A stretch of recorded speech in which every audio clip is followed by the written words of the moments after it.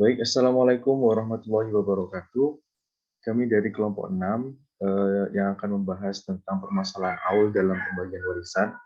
Kami dari kelompok 6 terdiri dari saya, Muhammad Zidan Taufiki, dan rekan saya, Konita.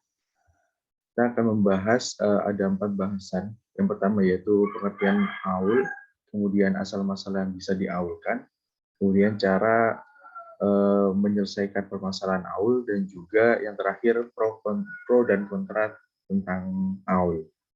Oke, langsung saja untuk materi yang pertama, pembagian materi pertama akan disampaikan oleh rekan saya Konita. Kepada Konita, dipersilakan. Baik, terima kasih.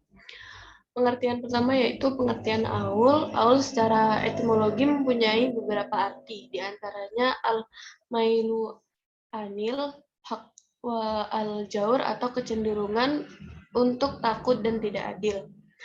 Dan al-iyadah atau bertambah, dan al-irtifa naik atau meluap. Sedangkan aul secara terminologi adalah bertambahnya saham atau bagian masalah dari aslinya yang menjadikan berkurangnya bagian yang akan diterima oleh ahli waris. Aul juga bermakna naik atau meluap. Dikatakan pala al-mau idza irtafa, yang artinya air yang naik meluap. Al-aul bisa juga berarti bertambah, seperti tampak dalam kalimat ini ala al-mizan, yang berarti berat timbangannya.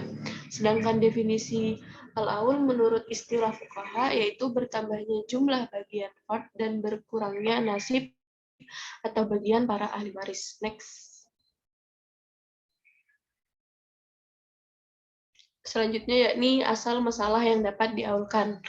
Contohnya yaitu seseorang wafat dan meninggalkan suami, saudara kandung perempuan, dan saudara perempuan seibu. Maka pembagiannya sebagai berikut. Pokok masalah dari 6, bagian suami setengah, berarti 3 hasilnya. Bagian saudara kandung perempuan setengah, yang berarti 3 juga. Sedangkan bagian saudara perempuan seibu itu 1/6, berarti 1 bagian.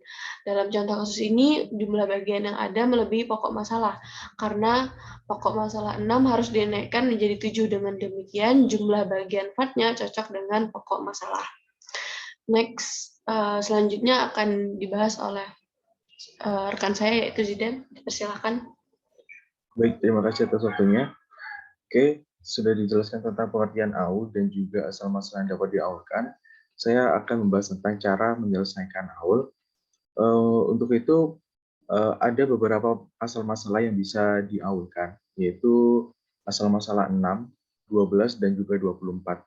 Yang mana asal masalah 6 itu dapat dinaikkan diaulkan menjadi 7, 8, 9, dan 10. Kemudian asal masalah 12 dapat dinaikkan menjadi 13, 15, dan juga 17. Kemudian yang terakhir, asal masalah 24 bisa dinaikkan menjadi asal masalah 27. Untuk itu, sudah ada contoh dari beberapa pembagian tersebut di makalah, bisa dilihat. Kemudian untuk cara menyelesaikan AUL, ini ada sebuah contoh kasus tentang penyelesaian AUL. Kasusnya seperti ini. Seseorang meninggal dunia meninggalkan harta atau tirkas sebesar 48 juta dan juga meninggalkan ahli waris, yaitu suami, ibu, dan juga saudari. Maka penyelesaiannya sebagai berikut. Nah, di sini ada perbedaan mengenai penyelesaian permasalahan yang seharusnya diselesaikan dengan cara atau metode AUL dan juga yang tidak diselesaikan cara menggunakan metode AUL. Yang pertama ini contoh yang tidak diselesaikan secara tanpa AUL. Nah, ini sudah saya buat tabel di sini. Yang pertama yaitu suami mendapat bagian pastinya tuh setengah, kemudian sihamnya itu 3, karena asal masalah dari seluruhnya ini 2 dan 3, KPK-nya 6. Kemudian ibu bagiannya 1/3, sihamnya 2. Kemudian saudari itu sihamnya bagiannya setengah dan juga sihamnya 3/6. Nah, ini jika dijumlah 3/6 ditambah 2/6 dan juga ditambah 3/6, ini hasilnya melebihi penyebutnya. Bisa dilihat di sini bahwa 3 ditambah 2 ditambah 3 itu hasilnya 8, dan itu melebihi asal masalah asal, yaitu 6. Nah, maka kemudian jika total pembilang lebih besar daripada penyebut, atau berarti siham lebih besar daripada asal masalah, itu menyebabkan tirkah tidak cukup untuk dibagikan ke seluruh ahli waris.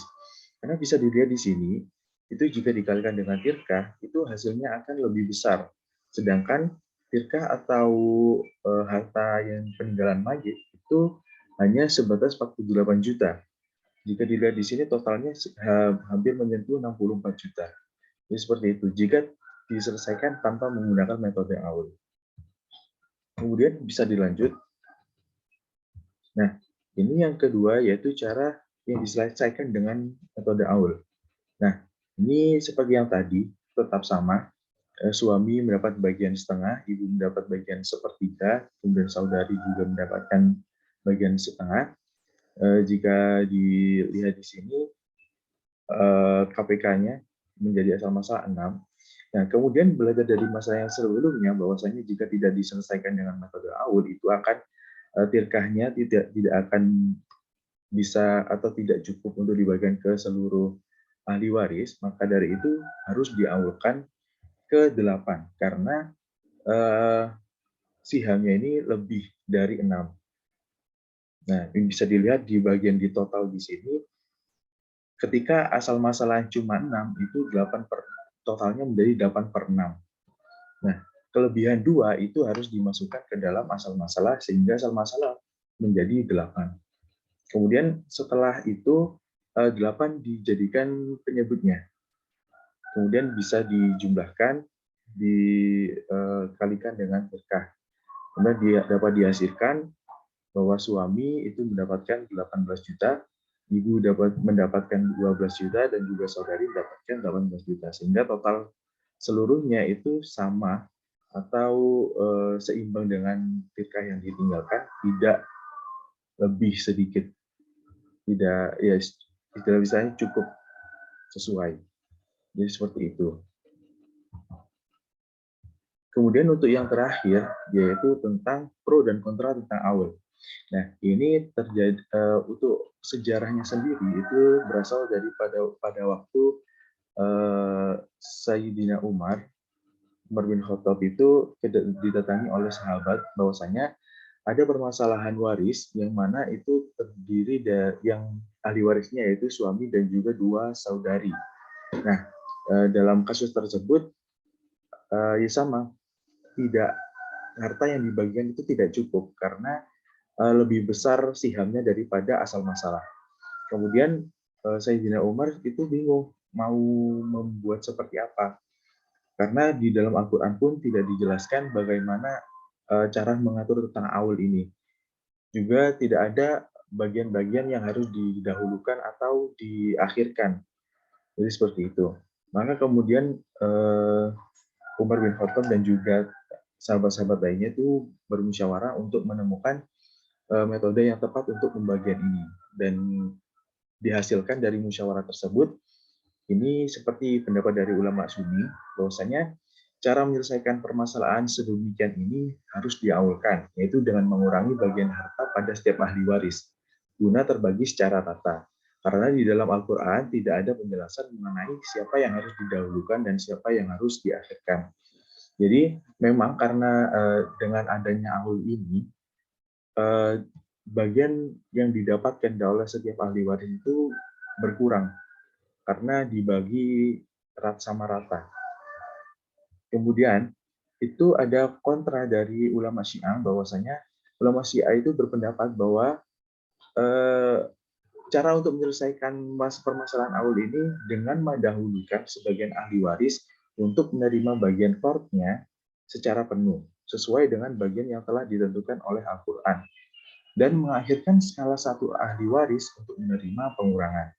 Nah, pengurangan ini yang diterapkan itu adalah diberikan kepada orang yang lebih dekat dengan orang tua selain suami istri dan selain yang punya kedekatan dengan ibu.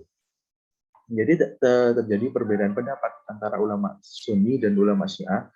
Bahwasanya ulama Syiah itu tidak setuju dengan pendapat ulama Sunni, yang mana ulama Syiah itu berpendapat bahwasannya sesuatu yang sudah ada, maksudnya permasalahan yang ada itu pasti ada penyelesaiannya, sudah ditetapkan oleh Allah. Maka dari itu, menurut ulama Sunni itu bisa diselesaikan tanpa menggunakan aul, yaitu dengan mendahulukan sebagian ahli waris untuk menerima bagian partnya terlebih dahulu, kemudian ada bagian atau ahli waris lainnya yang diakhirkan. Jadi seperti itu untuk pro dan kontra dari aul.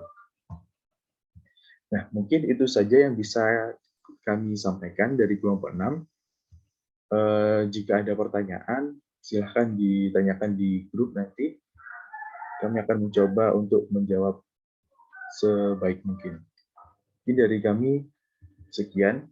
Mohon maaf bila ada kesalahan kata atau penjelasan dan kurang jelas mungkin. Terima kasih. Wassalamualaikum warahmatullahi wabarakatuh.